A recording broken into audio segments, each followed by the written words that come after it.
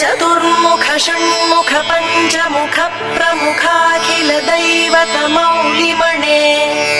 शरणागत वत्सल सारनिधे परिपालय मां वृषशैलपते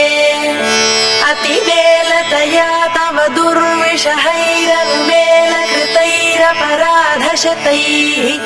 भरितं त्वरितं वृषशैलपते परया कृपया परिपाहि हरे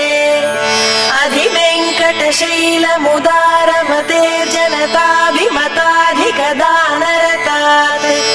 परदेवतया गदितान्निगमैः कमलादयितान्न परङ्कलये